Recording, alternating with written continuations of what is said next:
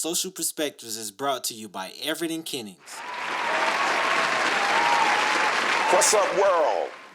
I'm J. Gentile Everett. Welcome to Social Perspectives. Today's show is going to be about faith and politics. The question is there a lane in politics for faith? Is there a lane in faith for politics? Stay tuned. We'll be right back.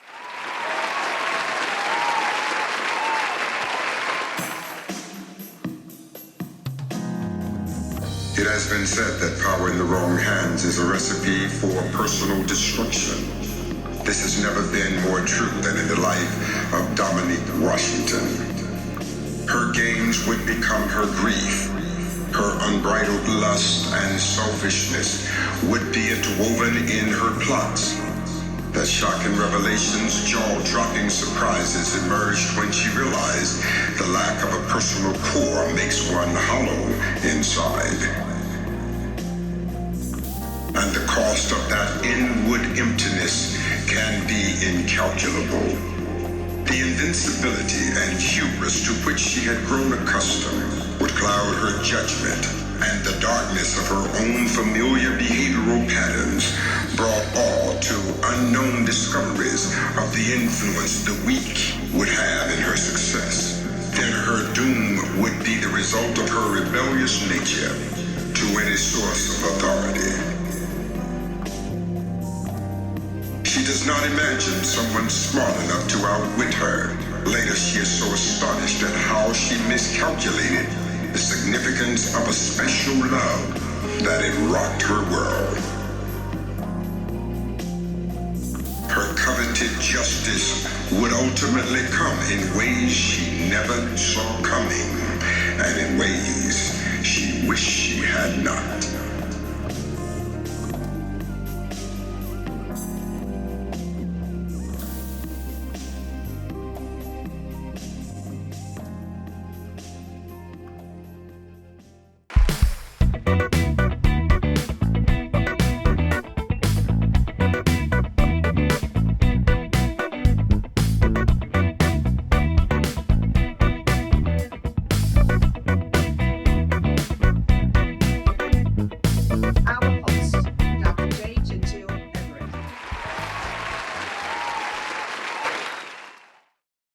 Welcome back to Social Perspectives. We're going to be talking about faith and politics. We're so honored today to have the Honorable Reverend Pastor Darrell Gibson Jr., the pastor of the Nazareth Baptist Church in Wagram, North Carolina, and County Commissioner in Scotland County, North Carolina. Welcome to our show. Thank you so much. Very glad to have you. Delighted to be with you. Thank you, thank you. I've known you for some time, probably all of the time you've been on the earth. You've always been a very interesting young man. You were an interesting young boy. You had religious inclinations and convictions very early in your life. Can you first tell us what led you down the path of religion and ultimately ministry? Interesting enough, I would say it was my grandmother. Following her lead led me in the path of which I have taken. My great-grandmother, who was very religious. Yes, I know. I'm sure. I know, indeed. Took me in when I was an infant. Yes. Raised me. Yes. And much of my foundation was raised in the church. Yes. I was raised in this belief of a higher power. Yes. And she ensured that I had a foundation in my faith. And from there, it expanded into where I am now. I understand. So I think it's best to say you are where you are because of your early connections with your great-grandmother. I would agree. Yes, sir. So who rears you does impact what you ultimately become. Would you agree with that? My grandmother was given a title in our community very early in her life, and of course expanded into mine, that said the hand that rocked the cradle rule the world. All right. And I All would say right. that I am perhaps the greatest example of that. It was her hands that rocked my cradle. Yes. And even though she has been gone from this earth for quite some time, Yes. she still rules me. Oh, there's no doubt about that. I remember well looking at that relationship is very special. And of course, it's something that I had in common with my grandparents, so I could definitely relate. One of the things that I think is important for our viewers to understand, we have a lot of similarities in terms of our relationship with our grandparents or great-grandparents. That was a special relationship. It was just different from the normal parental relationship that we hear about so much. So we both had that early influence of God. Like you, God was everything. God was everything. I mean, it was the center. That was the end of the ball game. It was God. Everything. That's exactly right. I mean, from what you ate to what you wear. That's right. What That's you right. drove to where you went. It Absolutely.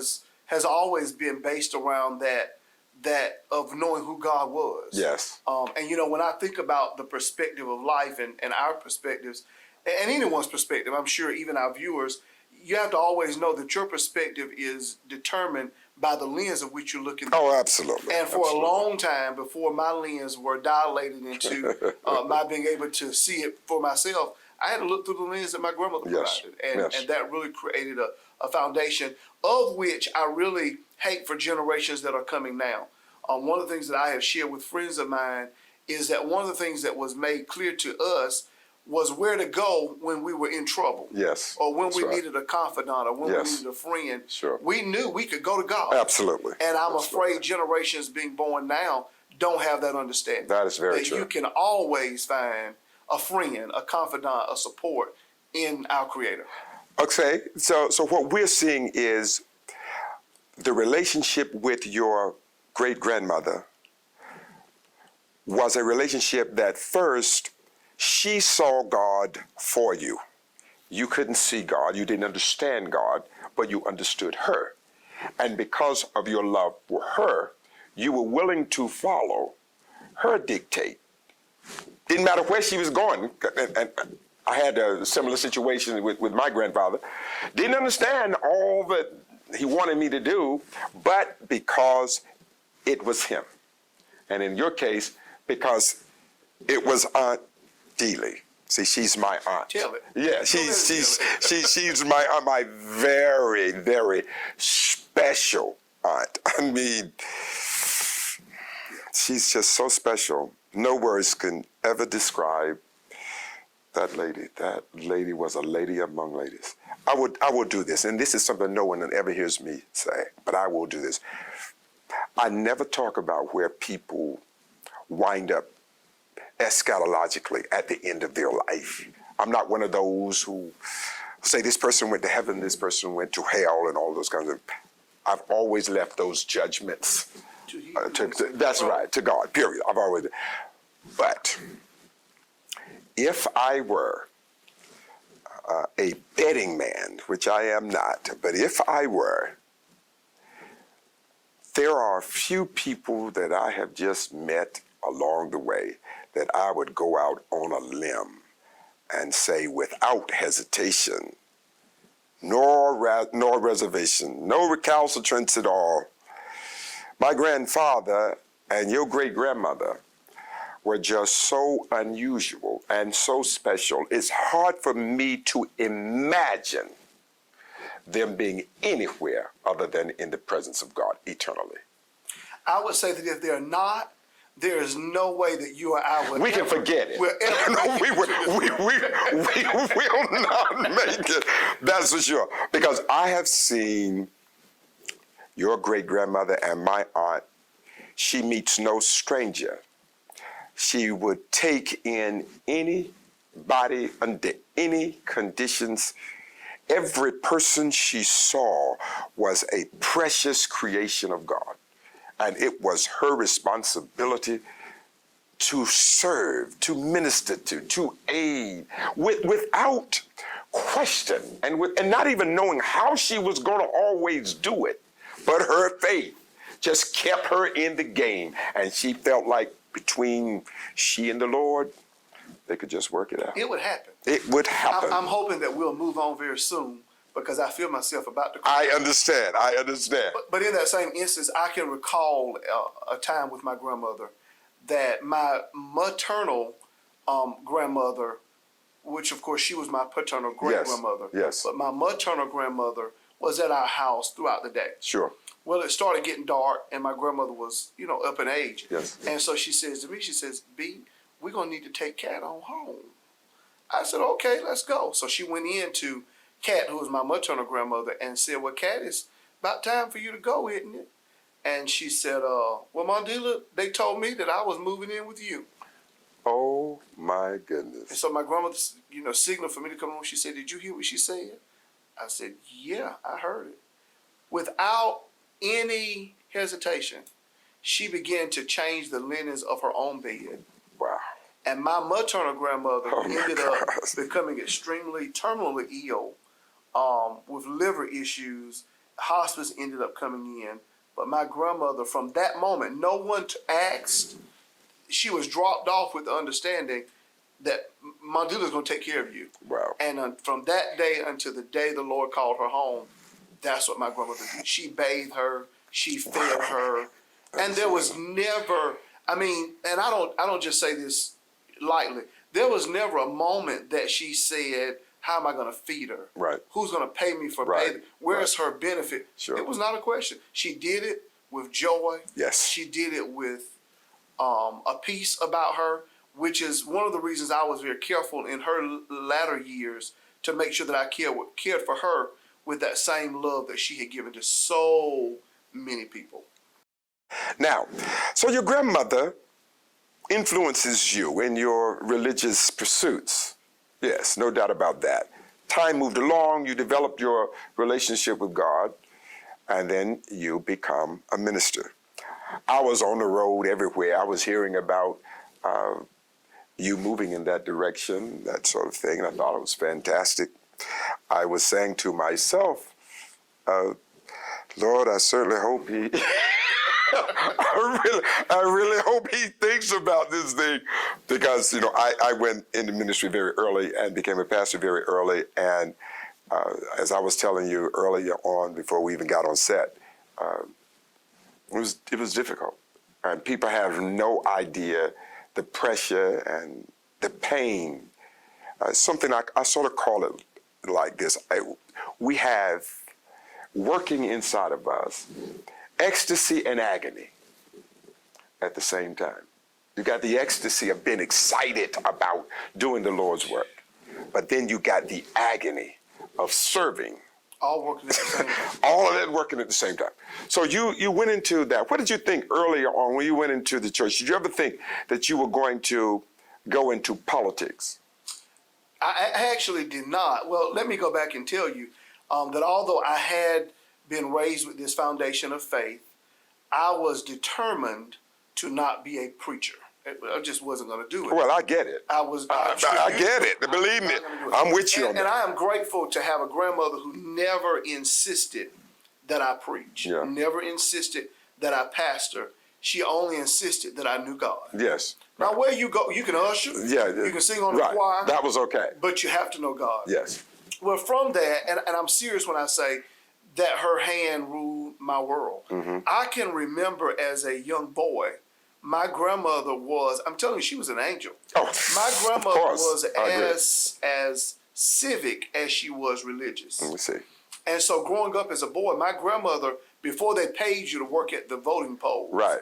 my grandmother was committed to knocking on doors, registering people to vote. Mm-hmm. She was committed to packing people in her car, taking them to ensure that they Yes. exercise their right to vote. Yes. And I was blessed that just like she carried me to Bible study, she carried me and said, get out, go knock on that door and tell those people they need to come vote. All right. So even early on, I got from my grandmother the importance of having a voice, not only spiritually, but also having a voice politically. Now, that's really good. That's really good, because sometimes we're taught to believe that ministers should not be involved in politics. And I remember hearing this when I was growing up, that because of the corruption and the nature of politics, that ministers shouldn't be involved. Well, I differ with that. And I want your opinion about this. I believe that if we study the Gospels, we will find that Jesus was as political as he was spiritual. And I can give one example of that. When they presented the coin to Jesus and was complaining about taxes, and Jesus understood the motive behind the question. He understood that you're trying to create a chasm between me and Rome. So Jesus said, look at the coin. Whose image is on the coin? And they said, Caesar. He said, well then, render unto Caesar what is Caesar, and unto God what is God. Now, I don't know if that played in any way or any role into your thinking, but number one, I'm glad you are in it, because I believe our political system needs more men and women of faith. Agreed. I just believe that. Totally agree. I think we will have far less division, far less contempt for each other if we were people of faith. Now, I see faith is the center of who I am, and I know it's the center of who you are. And I just really believe that if we had more people, I'm not talking about who just talk about, oh, I'm a born-again Christian and I belong to this church or whatever. We're going to get that. Right. Because I think that pads the resume. That a lot of them like to use it to pad their political. Yeah. But the truth is, there's a different reality associated with them. But I really believe if we had more people from the faith community that would be trying to provide leadership for our counties, our state, and our nation, I just think it would be a better situation all the way around. I agree. And much of that is because our faith not only operates what we do, but it operates how we do it. That's right. That's right. So there are opportunities of which I have to, in the political realm, work not just with those who are Democrat, but also those who are of other, parties. Sure. But I don't see that. I don't see you Democrat or Republican because of my faith. Sure. I see you as a human. I see you as a brother. I see you as a person. Sure. And also because of my faith, I recognize that I have the ability and the charge to work with anyone. Of course. Regardless of your ethnicity, your gender, whatever your beliefs are, your background, because of my faith. My faith tells me that you and I, although we may see things differently, we can come to common ground to achieve the purpose or the goal that is set for the good of the people that That's we right. serve. The greater good for the greatest number. Outlives it all. That's the thing that I really think we have to remember. Now, I'm going to take you down a road of controversy. We've had some wonderful kumbaya.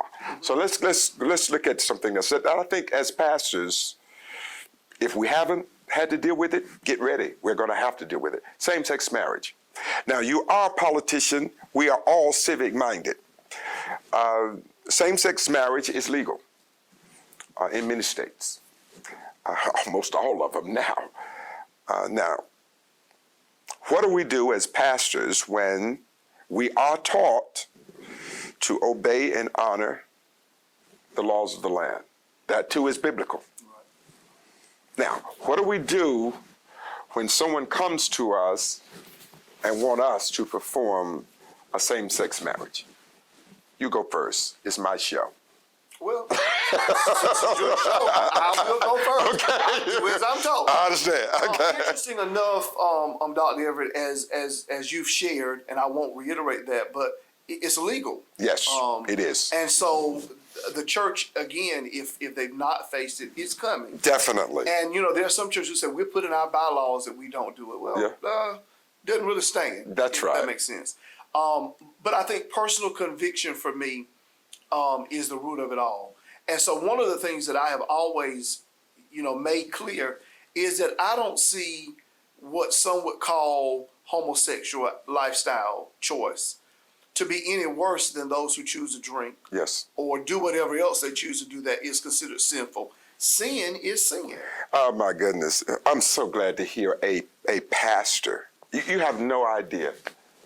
I'm not here to promote alternative lifestyles or gay lifestyles or one way or the other. None of that.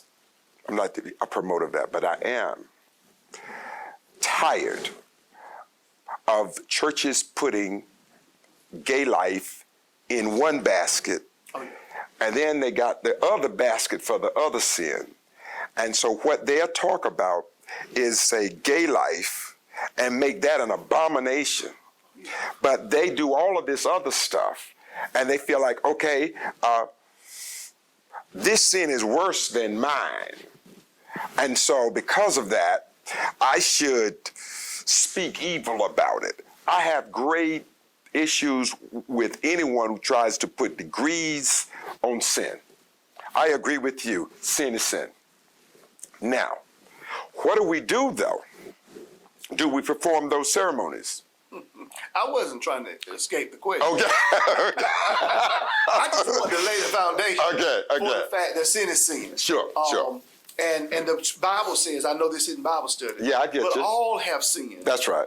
And come short. So all of us have sinned.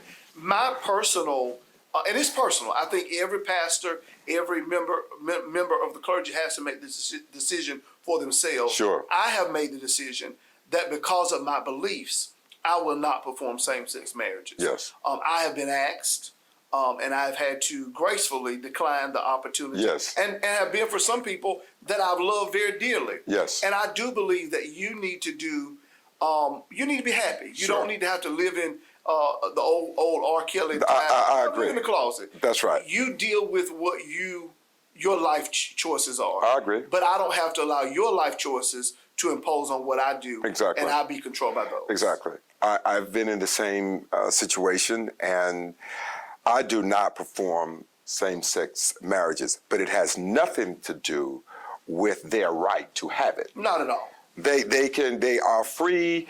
I believe that people should be free to make their own personal decisions. I will support that.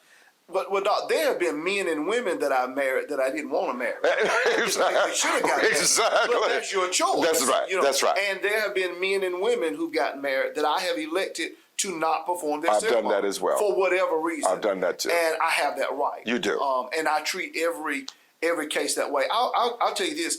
In my church, I have had the instances where there have been transgender worshipers who have come in and worshiped with us. Okay. And there have been members of our congregation who were offended by their presence. Sure. And that I should tell them they shouldn't come. And Yes. they want to Oh yeah. Again, I go back to sin is sin. Exactly. And if we allow all of the others to come, That's exactly right. we make no difference in those. And then I go back to the way my grandmother raised me.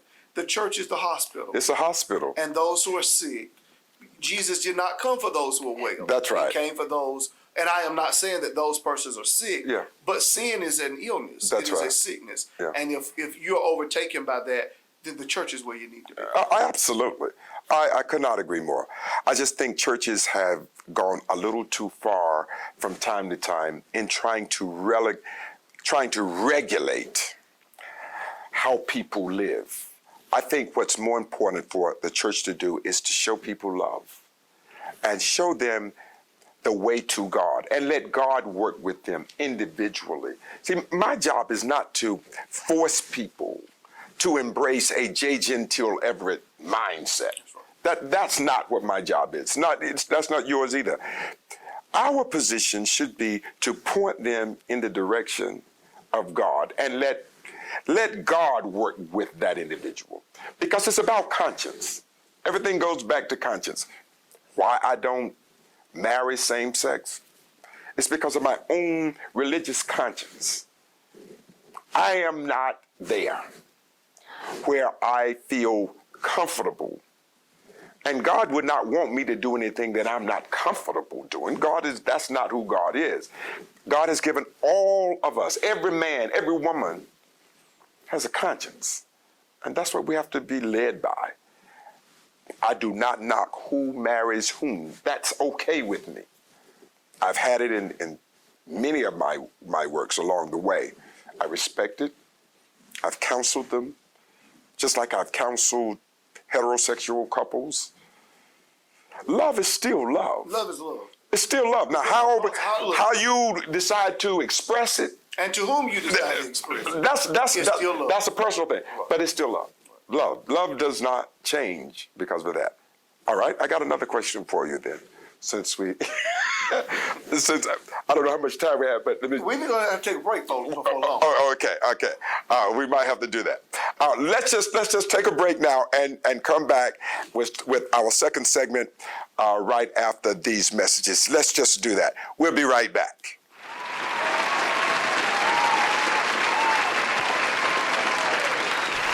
The name of this song is The Art of Having More.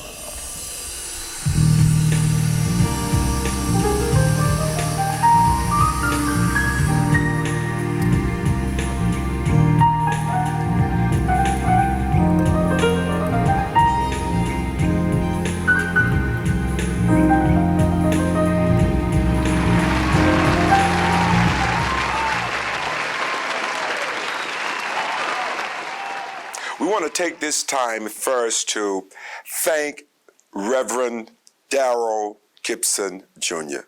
for being here with us today.